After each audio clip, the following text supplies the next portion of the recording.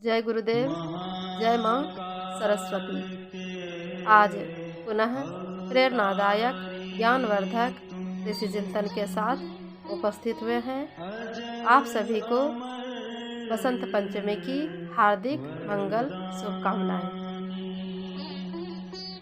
बालक श्री राम ने मात्र 12 वर्ष की उम्र में अध्यात्म की राह पकड़ ली थी।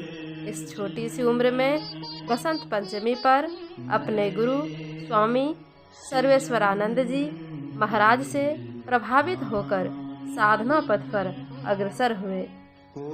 सन 1926 की बसंत पंचमी की भोर की घटना है।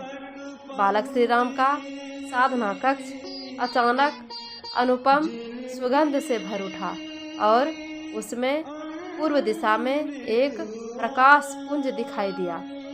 प्रकाश पुंज में एक ऋषि की आकृति उभरी। उस आकृति से एक किसी का आवाज आया, डरो मत, मैं तुमसे कई जन्मों से परिचित हूँ। पिछले 3 जन्मों में तुम कौन थे तुम्हें नहीं पता।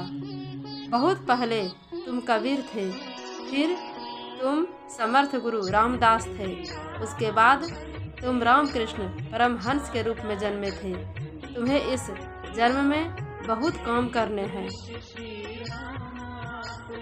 अपने पिछले 3 जन्मों की जानकारी पाकर बालक श्री राम विस्मयपूर्वक विचार मग्न हो गया।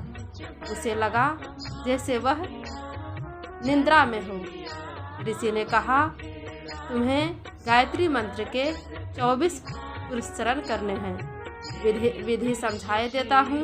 यह कहकर उन्होंने विधि समझा दी। फिर वे अंतर्ध्यान हो गए। उस दिन की दीपक में जगी अखंड ज्योति बाद में निरंतर तब से अब तक जल रही है। अगर आप शांति कुंज जाएंगे तो वहाँ अखंड दीप प्रज्वलित है जो 1926 से अभी तक जल रही है। आज वसंत पंचमी है। अपने देश में 6 ऋतुएं होती है। ऐसा सुयोग विश्व में और कहीं नहीं है। यह 6 ऋतुओं में बसंत को ऋतुराज कहते हैं।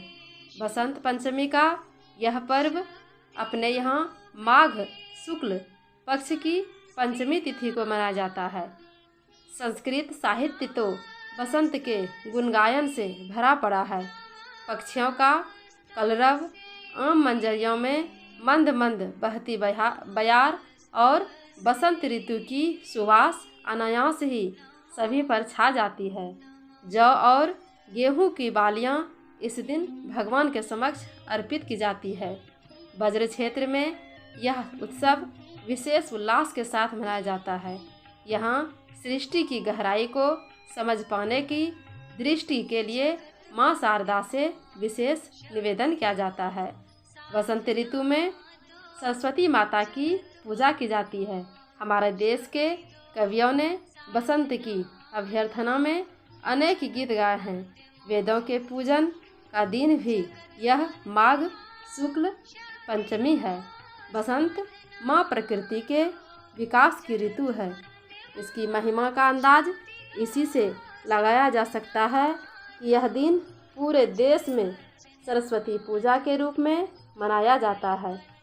वैदिक सांस्कृतिक में वाणी की स्तुति अनेक ऋचाओं में विन्यस्त है। बसंत प्रकृति के उत्सव की ऋतु है।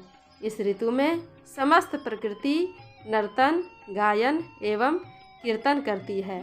तन मन झूम उठता है, भावना पुलकित हो जाती है। ऋतुराज बसंत हमारे जीवन को उमंगित एवं पुलकित कर जाती है। तो बच्चों, आज बस इतना ही। आगे की कहानी पर दूसरे दिन चर्चा करेंगे। अगर अभी तक आपने इस चैनल को सब्सक्राइब नहीं किए हैं तो कृपया सब्सक्राइब कर दें, ताकि हर रोज़ इस चैनल के माध्यम से आप तक गुरु ज्ञान पहुँचता